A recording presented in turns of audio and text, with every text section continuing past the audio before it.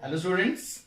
चलिए देखिए जी, last time से हम 2 डेज की क्लासेस से 2 लेक्चर से हम पढ़ रहे थे इलेक्ट्रोकेमिकल सेल। वो सेल जिसमें हम केमिकल एनर्जी को इलेक्ट्रिक एनर्जी में कन्वर्ट कर सकते थे एनोड कैथोड पे ऑक्सीडेशन रिडक्शन करके। मतलब सिंपली हमें रिडॉक्स रिएक्शन आनी चाहिए। ठीक है, तो अब आपके दिमाग में या आपके सामने वो इलेक्ट्रोकेमिकल सेल रहना चाहिए। नोटबुक ओपन कीजिए और अपने सामने वही जिंक कॉपर सेल जो है वो सामने रखिए। ठीक है, मेरे दिमाग में है, मुझे यहां बनाने की जरूरत नहीं है। ठीक है, जो जरूरत है वो मैंने लिख लिया। मैं जिंक कॉपर सेल की एग्जांपल लिख रहा हूं। हमने प्रैक्टिस तो बहुत सारे और दूसरे सेल्स की भी की, लेकिन मैं जिंक कॉपर की सेल की ही एनोड कैथोड की और ओवरऑल रिएक्शन में यहां पे लिख रहा हूं। आप अपनी नोटबुक सामने रखिए और जिंक कॉपर वाला सेल सामने रखिए और उसकी नर्स्ट इक्वेशन बनाइए। ठीक है जी, और उसकी नर्स्ट इक्वेशन बनाइए। नॉइस इक्वेशन बनाई भी होगी आपने, मैं भी एक बार बना लेता हूं। E of cell is equal to E naught of cell -2.303 RT upon NF log of anode के आयंस। बच्चों एनोड पे कौन से आयंस हैं? जिंक 2 पॉजिटिव अपान कैथोड के आयंस, कैथोड पे Cu2 पॉजिटिव। ऊपर एनोड के आयंस की कंसंट्रेशन लिखनी होती थी, नीचे कैथोड के आयंस की कंसंट्रेशन। अगर कोफिशिएंट में 2 या 3 हो तो वो हम पावर में लिख देते थे, फिलहाल तो 1 ही है पावर।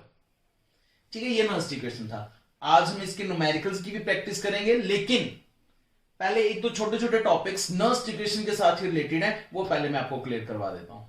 जैसे कि एक टॉपिक है equilibrium constant, equilibrium constant and Nernst equation, equilibrium constant and Nernst equation. अब हमने नर्स्ट इक्वेशन में इक्विलिब्रियम कांस्टेंट यूज करना है। ठीक है जी, वही इक्विलिब्रियम कांस्टेंट 11th क्लास का इक्विलिब्रियम चैप्टर।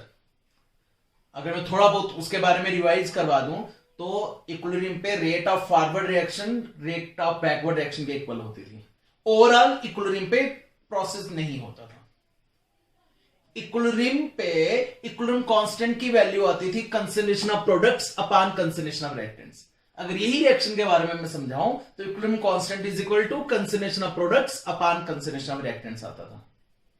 ठीक है जी, बाकी तो वो पूरा इन्हीं डिटेल में करना पड़ेगा। At equilibrium E of cell is equal to 0।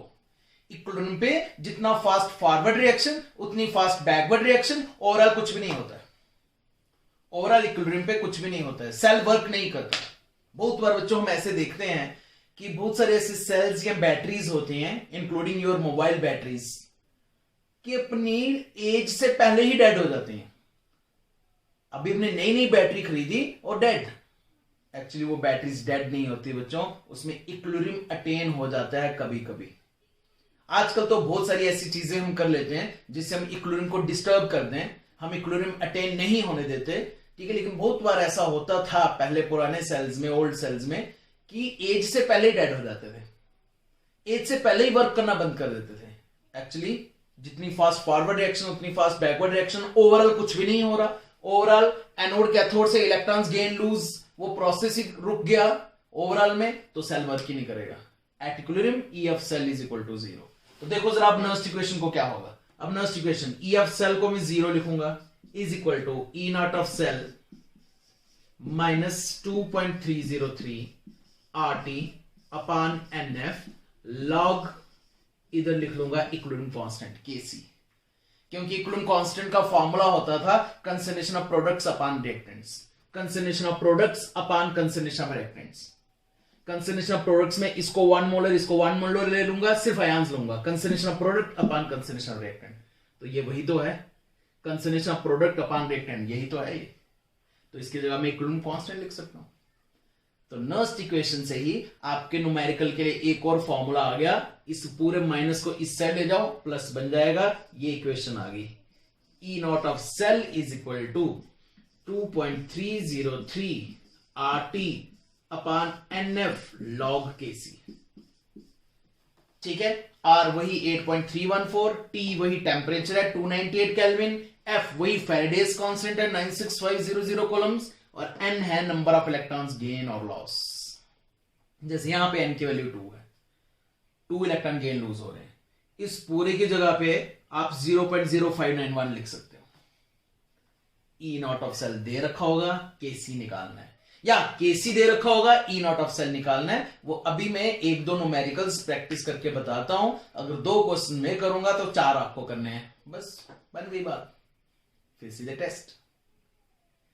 ठीक है जी। तो यहां हमारी हेडिंग क्या है, equilibrium constant and Nernst equation, मतलब नर्स्ट इक्वेशन ही चल रही है।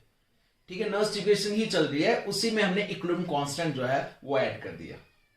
अभी एक चीज और बताऊंगा, एक फॉर्मूला और बताऊंगा, उसके बाद कुछ क्वेश्चंस की प्रैक्टिस करते हैं। बस आज हमने यही करना है, फिर आप वापस वही टेक्स्ट बुक के फर्स्ट 6 क्वेश्चंस की प्रैक्टिस कीजिएगा। ठीक है जी। चलिए देखिए जी बच्चों, अब नेक्स्ट टॉपिक है हमारा, अभी भी नर्स्ट इक्वेशन ही चल रही है। ठीक है, हमने जिंक कॉपर सेल से ही सब पढ़ना है। अभी भी जिंक कॉपर सेल अपने सामने ही रखिए। मैंने जिंक कॉपर सेल की एनोड कैथोड की रिएक्शन लिखी हुई है। ठीक है, अब मैंने हेडिंग देखो क्या लिखी हुई है, गिव्स फ्री एनर्जी। ये फिर से 11th क्लास की डेफिनेशन आ गई, गिव्स फ्री एनर्जी। थोड़ा बहुत बताना ही पड़ेगा इसके बारे में। Gives free energy is the energy available for useful work. Energy available for useful work.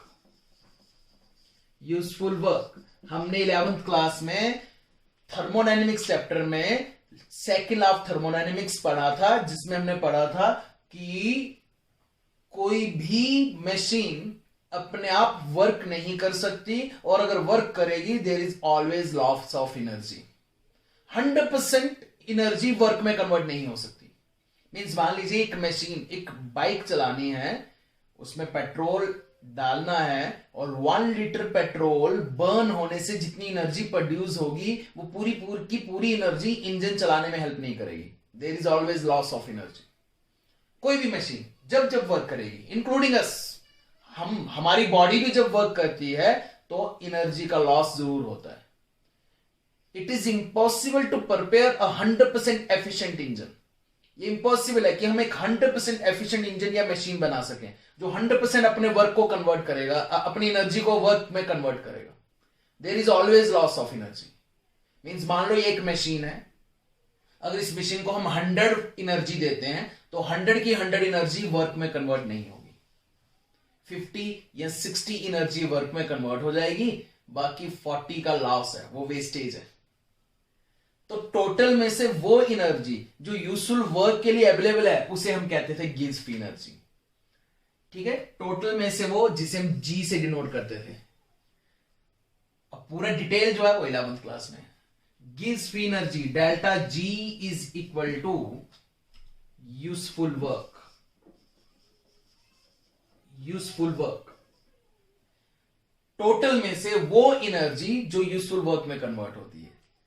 ठीक है, एक चीज तो माइनस लेनी पड़ेगी ना। अगर वर्क हो रहा है तो एनर्जी का लॉस हो रहा है, वर्क में जा रही है वो।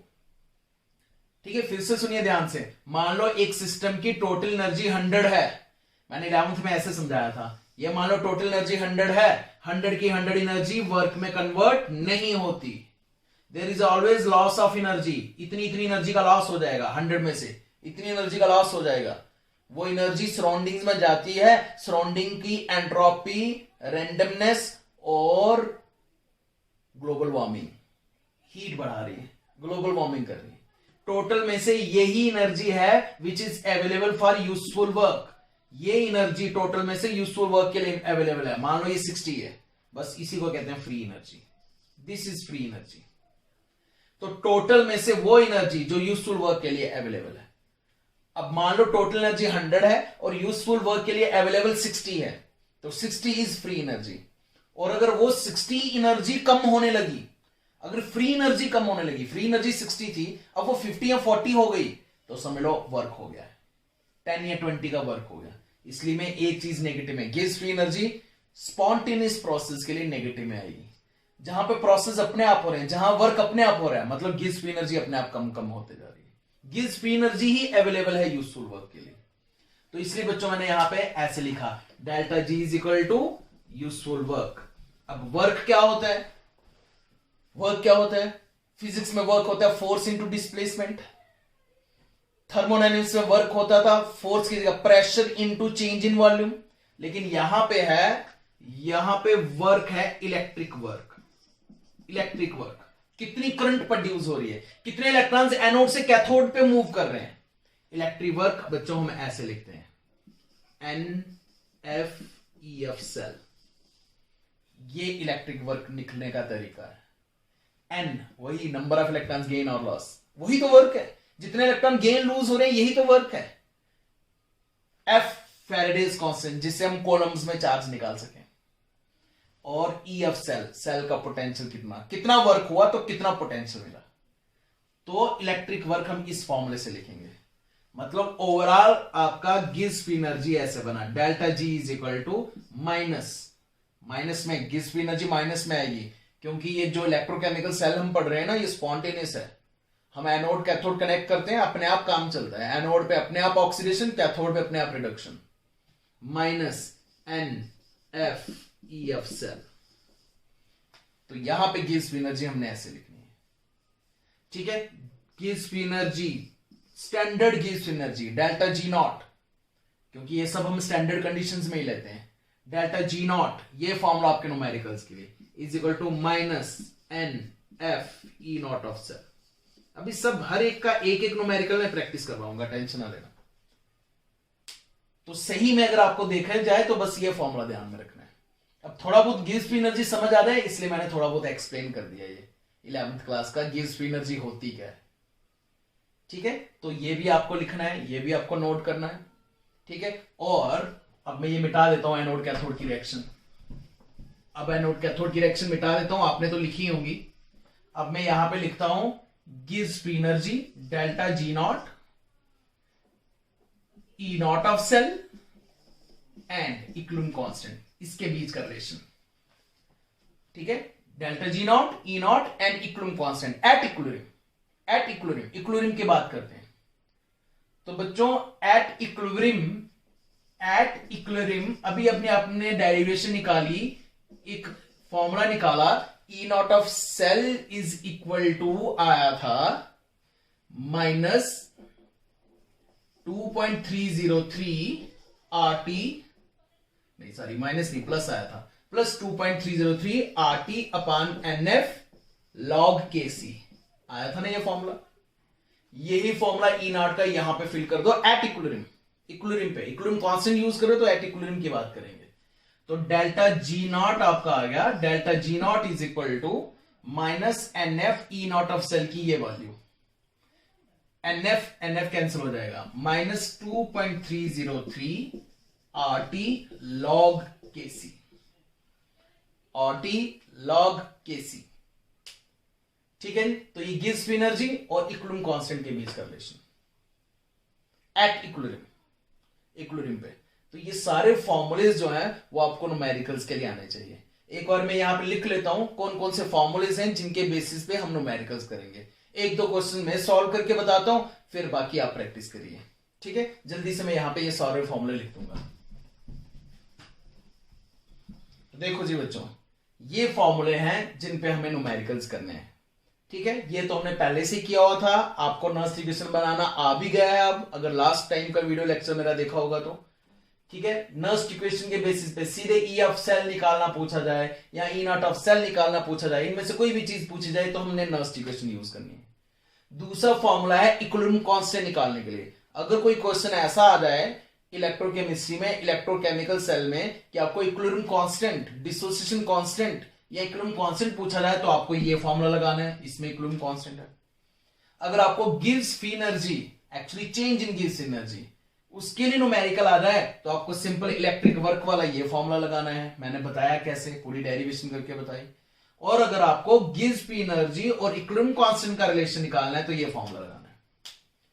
जब हम क्रैश कोर्स करते हैं तो बस सीधे यही फॉर्मूले बताए जाते हैं और न्यूमेरिकल्स की प्रैक्टिस करवाई जाती है। लेकिन एकेडमिक्स में हम पूरा पढ़ते हैं, ये कहां से आया, ये कहां से आया, ये कहां से आया, ये सब नोट कर लीजिए। और अब हम कुछ न्यूमेरिकल्स की प्रैक्टिस करते हैं, ठीक है। अलग अलग टाइप के एक एक दो न्यूमेरिकल में सॉल्व करवा देता हूं, ठीक है जी।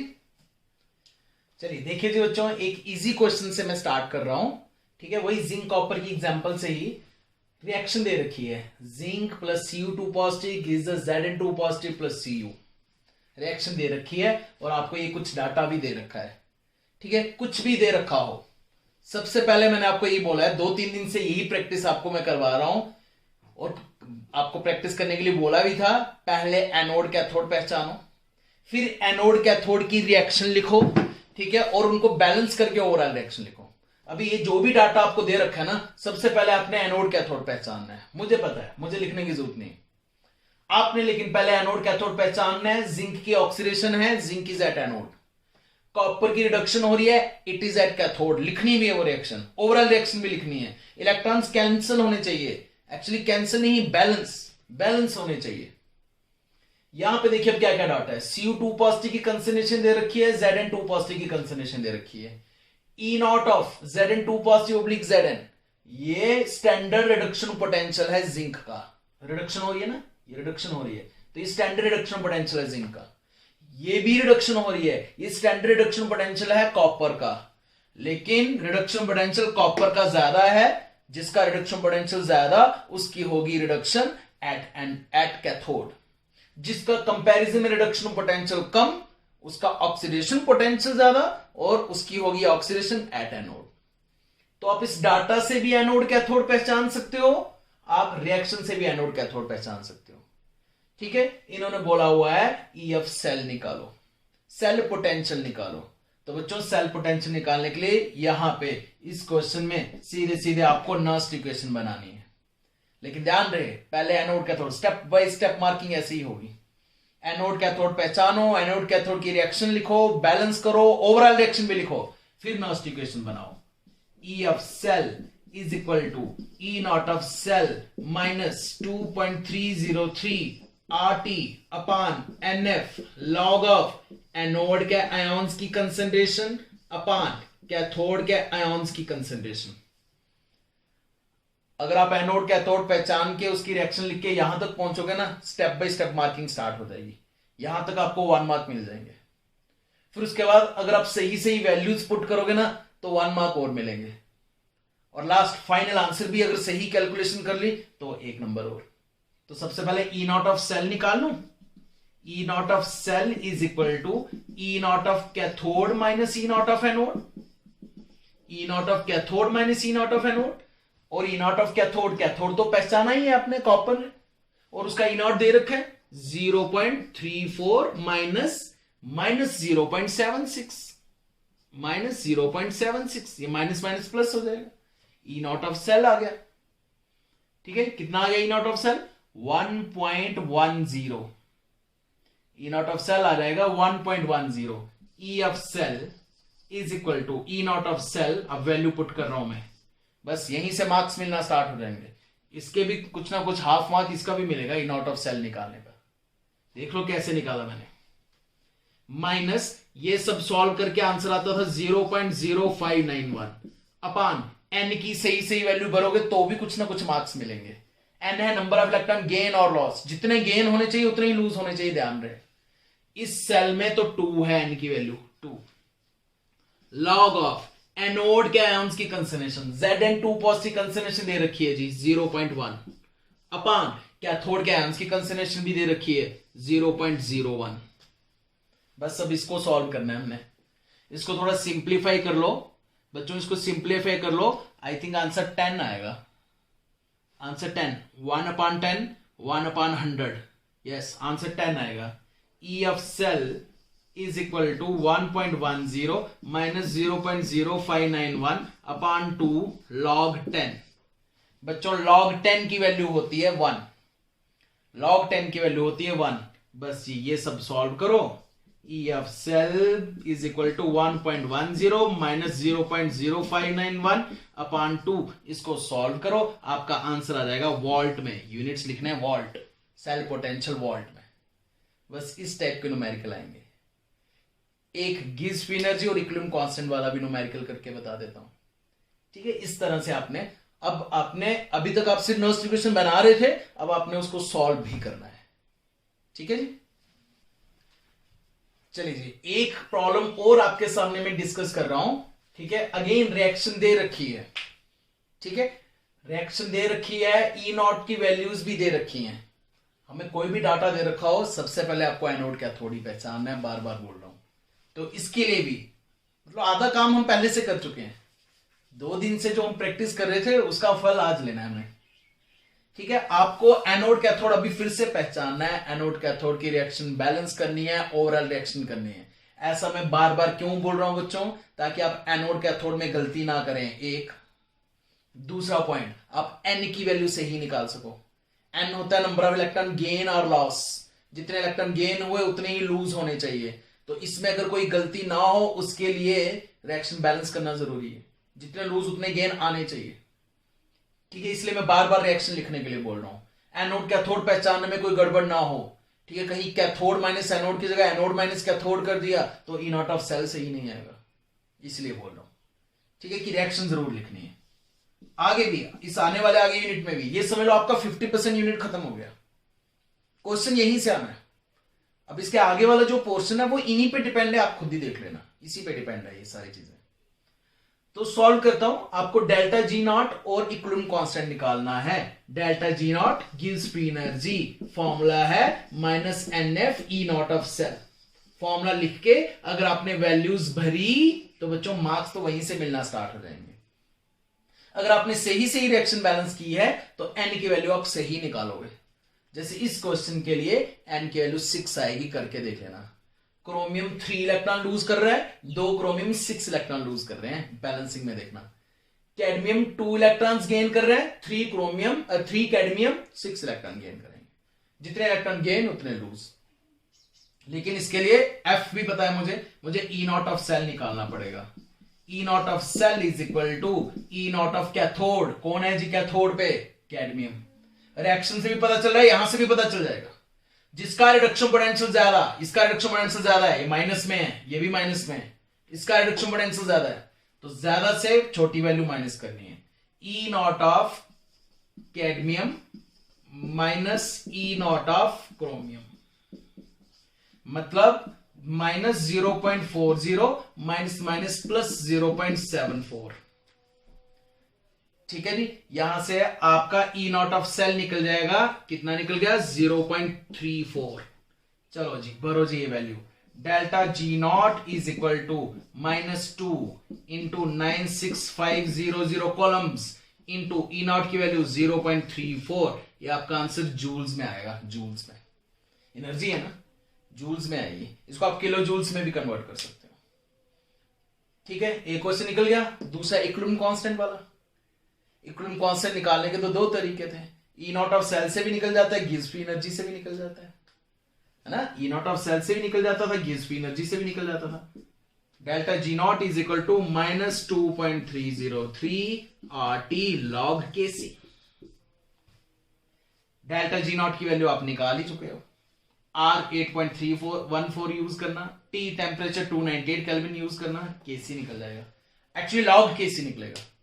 फिर वही log उस साइड जाके एंटी लॉग देखना सिखाया ही आपको। जिसको नहीं आता उसको फिर से सिखा देंगे। लेकिन चलो वहां तक क्वेश्चन तो पहुंचाओ। log ऑफ Kc क्या आता है वहां तक तो पहुंचाओ। log of Kc is equal to क्या आ रहा है वहां तक तो पहुंचाओ। फिर ये log उस साइड जाके एंटी लॉग बन जाएगा, फिर एंटी लॉग देखना सीख ही लेंगे हम। तो इस तरह से इस टॉपिक को, इन क्वेश्चन को आपने निपटाना है। होमवर्क फर्स्ट 6 क्वेश्चन एक्सरसाइज के, ठीक है। और इंटेक्स जो शुरू में आएंगे वो वाले भी, वो मैं खुद बता दूंगा। पहले आप फर्स्ट 6 तो कीजिए। मतलब अब आपको एनोड कैथोड पहचानना है, एनोड कैथोड की रिएक्शन लिखनी है, नर्स्ट इक्वेशन बनानी है, और जो कुछ पूछा है उसको अब सॉल्व भी करना है। कैलकुलेशन में प्रॉब्लम आएगी वो भी बतानी है। बायो वाले स्टूडेंट्स को तो आ सकती है प्रॉब्लम, ठीक है। लॉग में प्रॉब्लम आएगी, लेकिन मैं ये कह रहा हूं लॉग तक क्वेश्चन पहुंचाओ तो सही, ठीक है। फिर वो बहुत बार देखना सिखाया, एक बार फिर से देखना सिखा दूंगा, नो प्रॉब्लम। ठीक है जी, आज के लिए इतना ही। जय हिंद, जय भारत।